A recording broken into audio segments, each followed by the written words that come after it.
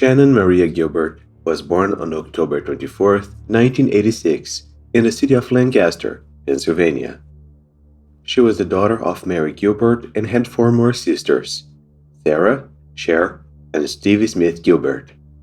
I couldn't find any information about Shannan's dad, let alone who he is. Shannan had a turbulent childhood. As soon as her mother separated from her father, she moved to upstate New York with her daughters. In New York, the girls were separated from their mother and placed in an orphanage. A short time later, Mary's youngest daughters, Cher and Stevie, returned to her guardianship, while the oldest, Shannan and Sarah, remained in an orphanage and later passed through some foster homes.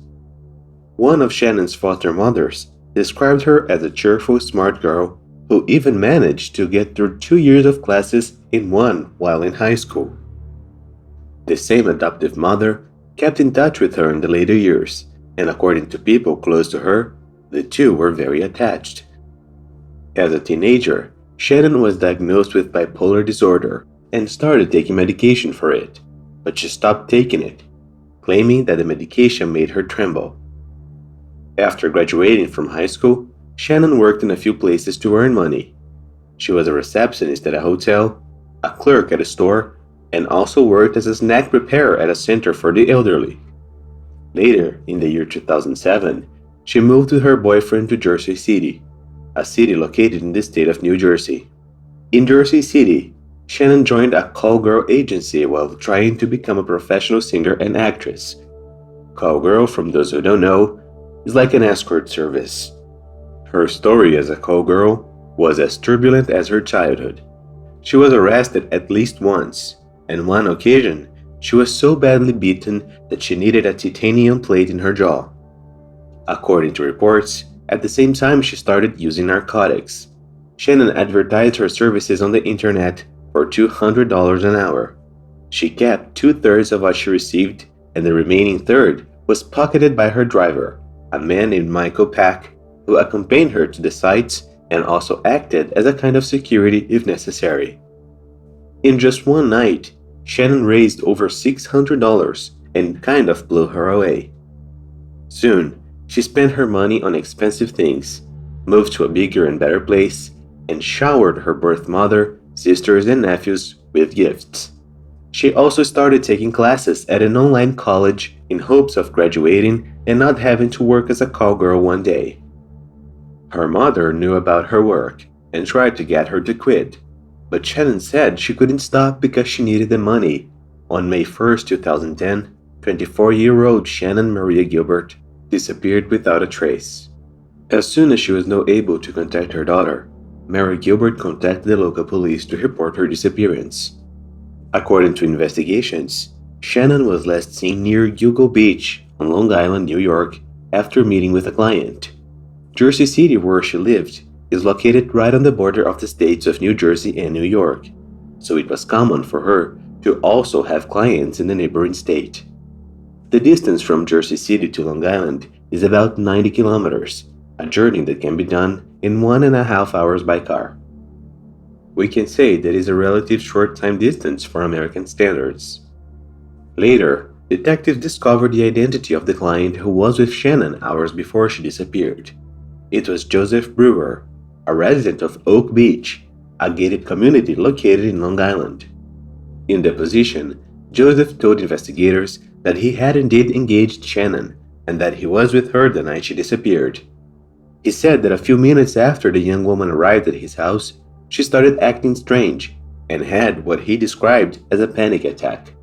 In the sequence, she would have run out of the house without giving any explanation, leaving him alone in the place. Joseph also said he didn't know the young woman and that he hired her through a website called Craigslist, and that when she ran away, he contacted her driver, Michael Pack, to cancel the date. And guys, for those who don't know, Craigslist is a classified ad site where people advertise items they want to sell or buy. On this site, people also usually advertise and hire services such as painting, maintenance, gardening, and let's say more differentiated services such as call girls. During investigations, it was discovered that Shannan made a 911 call while still inside Joseph's residence.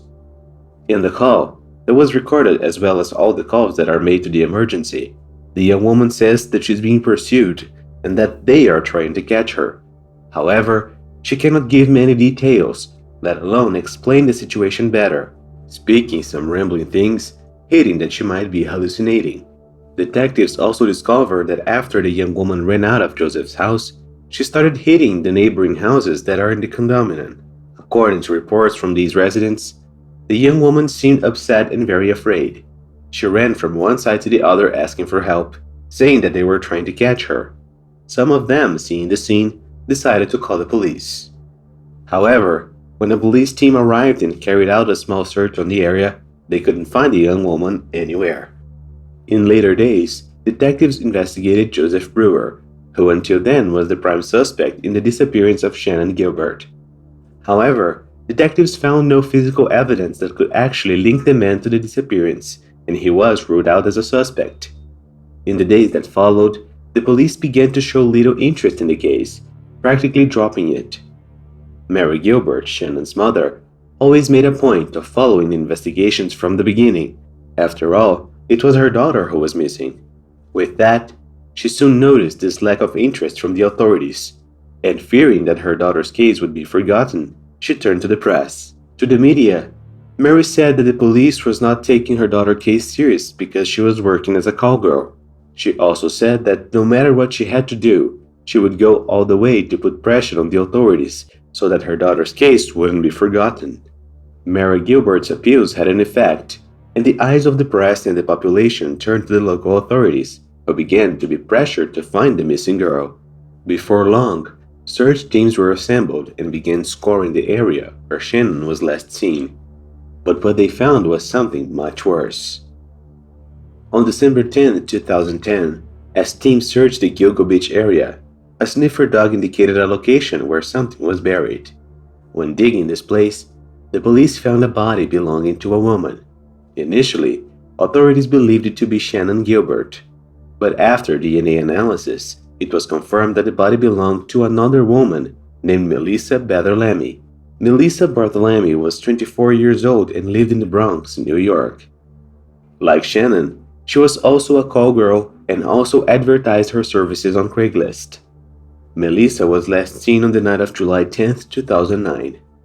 On that day, she had met with a client, deposited $900 into his bank account, and then tried to call in her ex-boyfriend, but to no avail. A week after her disappearance, her teenage sister, a girl named Amanda, began receiving a series of calls from an unknown man who was using the victim's cell phone. In these calls, the man mocked and cursed the girl, asked if she was also working as a call girl, and if so, she would have the same terrible fate as her sister, implying that he had taken Melissa's life. These calls went on for 5 long weeks, and if it wasn't enough the pain that Melissa's family was feeling because they didn't know what had happened to her, they still had to deal with this madman.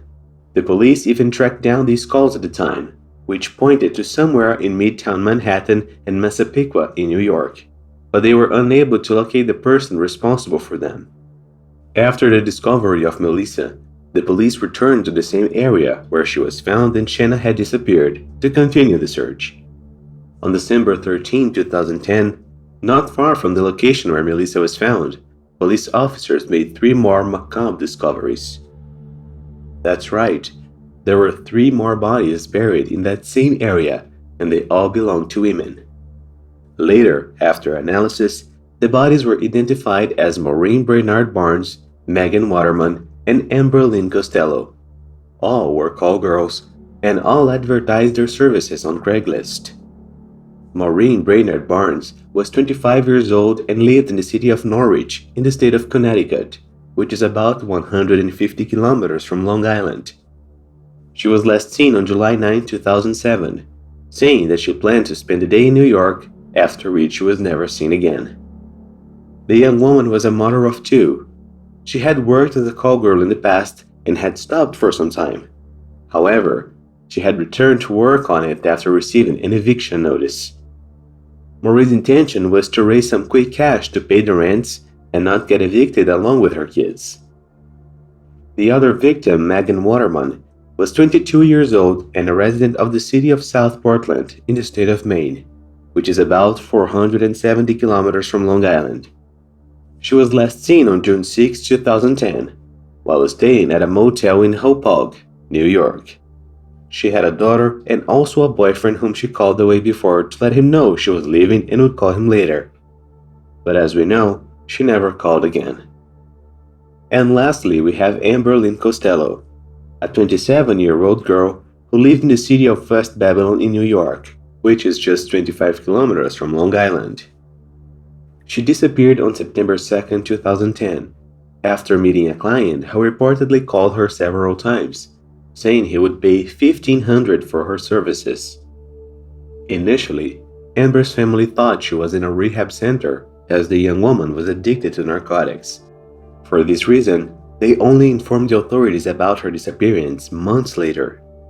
These 4 victims that were found by the authorities became known as the 4 Jilgo, a reference to Jilgo Beach, the area where they were found on Long Island. As you can see, they all had one thing in common. They were all young call girls who advertised their services on Craigslist. In addition, some of them were inside burlap bags, indicating that perhaps the person responsible for these crimes worked with something that used this type of bag. At this point, the authorities already knew they were dealing with a serial criminal. They had gone in search of a missing young woman, and now they had 4 bodies in their hands, thus making things a lot more serious.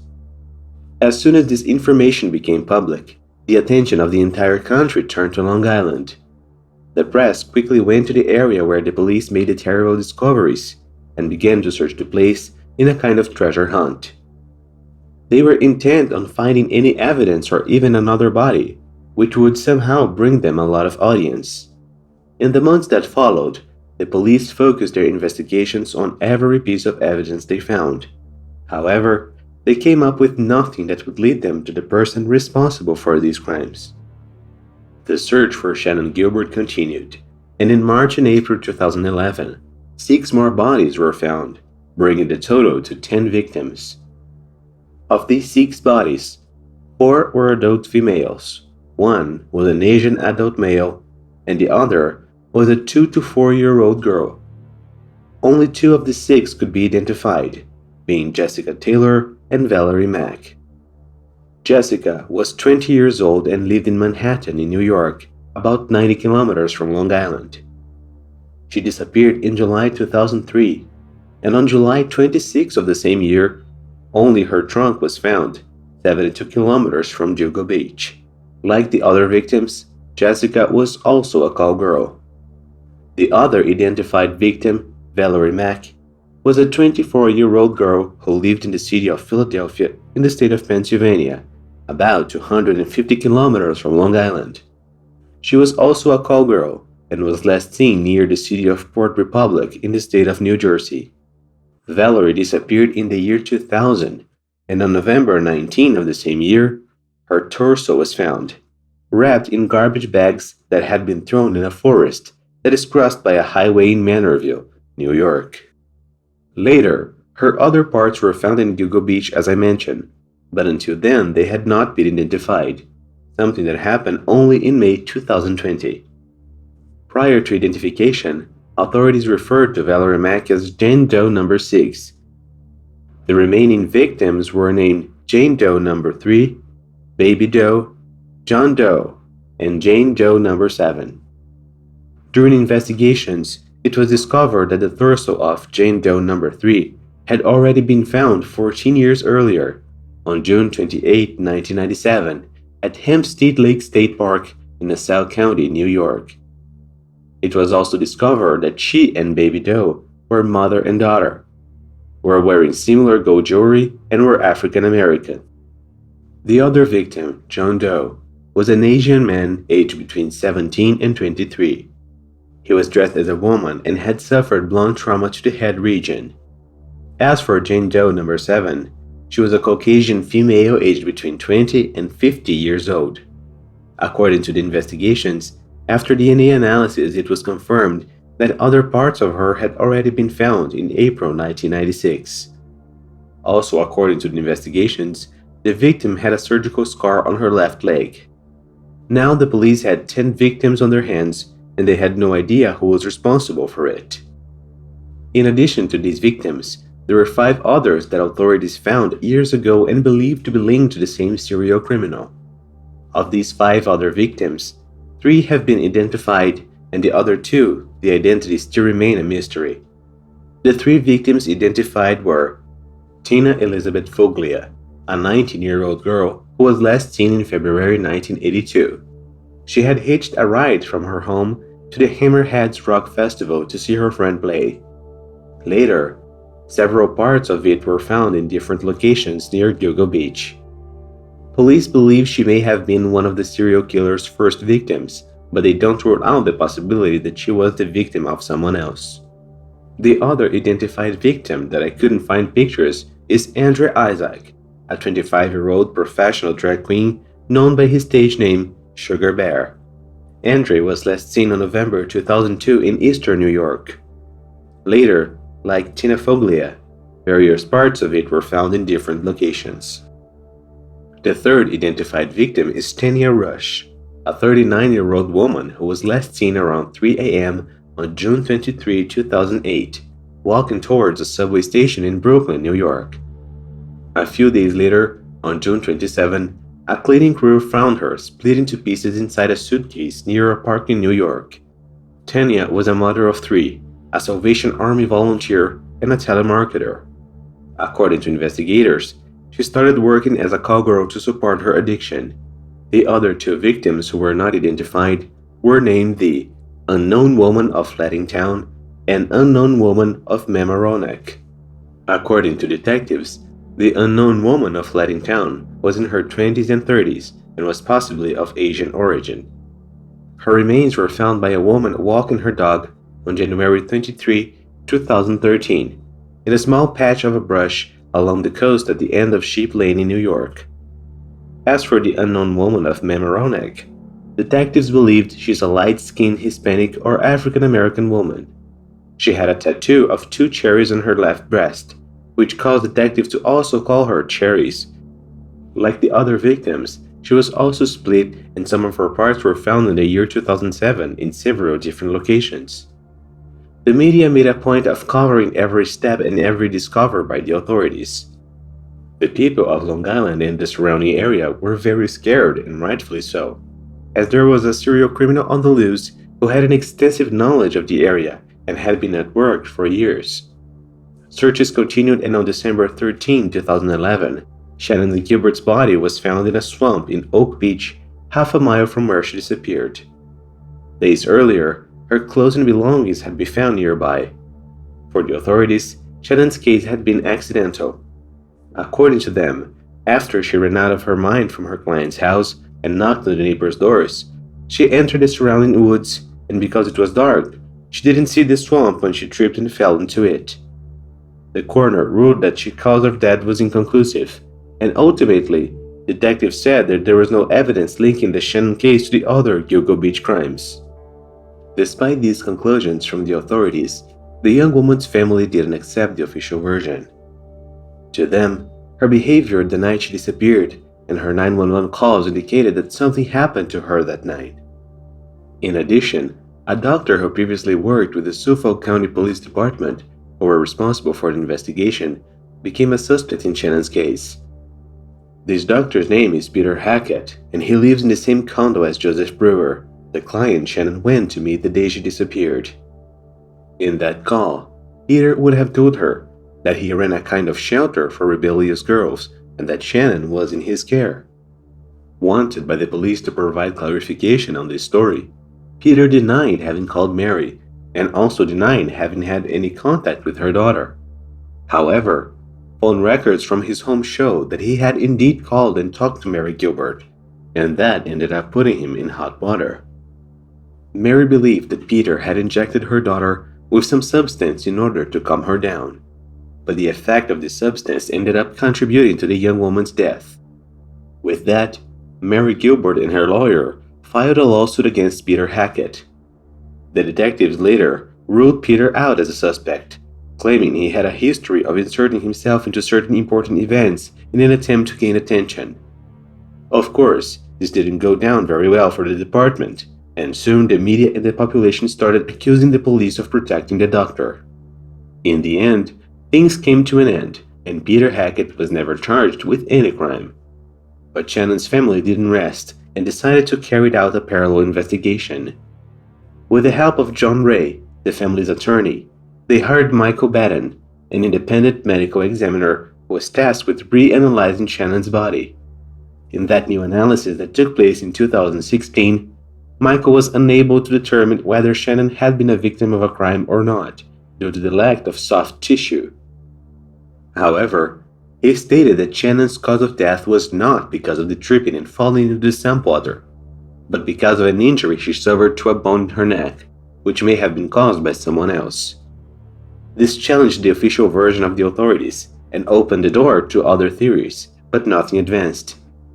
As for the other victims that detectives believe belonged to the same criminal, authorities continued to investigate. In December 2015, it was announced that the FBI officially entered the case. They had already helped in the search for victims, but had never officially participated in investigations. The announcement came a day after former police chief James Burke, in charge of the investigations, was indicted for civil rights violations and conspiracy.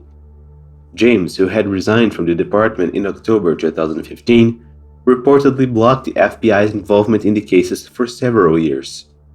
He was arrested and sentenced to 46 months in federal prison. James Burke's attempt to prevent the FBI from entering the case raised the theory that he was trying to hide something, and that perhaps it was directly linked to the crimes. An investigation into this theory was carried out, but authorities found no evidence that James was linked to the crimes. Another suspect was investigated. His name was James Bissett, a businessman whose business was a plant nursery that was the main supplier of the litter in the region. He became a suspect after taking his own life once Shannan was discovered. In addition, many parts of the victims were found inside burlap sacks used to put burlap, something James Bissett worked with. Initially, detectives believed that James would have taken his own life for fear of being arrested after the discovery of several bodies. However, authorities were unable to find evidence to link him to the crimes. Later, in September 2017, the Suffolk County District Attorney announced that John Bitroff was responsible for at least one of the Gilgo Beach crimes. John Bitroff is a serial criminal sentenced to 50 years for the crime against two women, Rita Tangredi and Colleen McNamee, both call girls. The crimes took place in 1993 and 1994 in New York. John is still suspected of a third murder against a woman named Sandra Costilla that took place in 1993. Although authorities believe that John may be responsible for just one of the Gilgo Beach crimes, many believe he's actually responsible for all of them, with the exception of Shannan Gilbert. However, so far, nothing has been confirmed. Returning to the case of Shannan Gilbert. Mary continued to fight so that her daughter wouldn't be forgotten. But another tragedy shook the family and would make it impossible for Mary to continue with their fight. On July 23, 2016, Sarah Gilbert, one of Mary's daughters, freaked out and attacked her with a melee weapon, taking her life. When help arrived, it was too late and nothing could be done. According to the coroner's report, Mary had 227 injuries to her body caused by a sharp object with a blade. She was also hit multiple times by a fire extinguisher. Sarah Gilbert was arrested the same day. According to investigations, she is schizophrenic and has stopped taking her medication. She had already passed through several psychiatric institutions. During her trial, her defense argued that she would not be tried as she was unable to discern her actions due to schizophrenia. In August 2017, Sarah Gilbert was found guilty by jury trial and sentenced to 25 years in prison. With the departure of Mary Gilbert, efforts to unravel the crime against her daughter diminished and the case, like the others in Gilgo Beach, remains unknown to this day. In June 2019, a proposal was made to the Suffolk County Police Department to use the genetic genealogy method. Genetic genealogy was already helped to solve several cases that were unsolved for years. With it, it's possible to identify the unidentified victims and possibly the person responsible for all these crimes. I didn't find information if the authorities are already using this method, but if they are, I believe that soon we'll have news about this case. In 2020, Suffolk police announced that they had found a belt with the initials WH or HM, along with one of the victims at the time the bodies were discovered. They believe that this belt may belong to the criminal, and that these initials are the initials of his name. Despite having had this evidence in their hands for years, the authorities only decided to release it later, in the hope that someone would know who this belt could belong to, as investigations into it didn't yield results. Also in 2020, Netflix released the documentary film Lost Girls. It is based on the book of the same name, which tells the story in detail regarding the events that followed the disappearance of Shannan Gilbert. For anyone interested in delving deeper into this story, I recommend it. Well, folks, that's it for today. Thanks for watching until the end, best wishes, and I see you next time.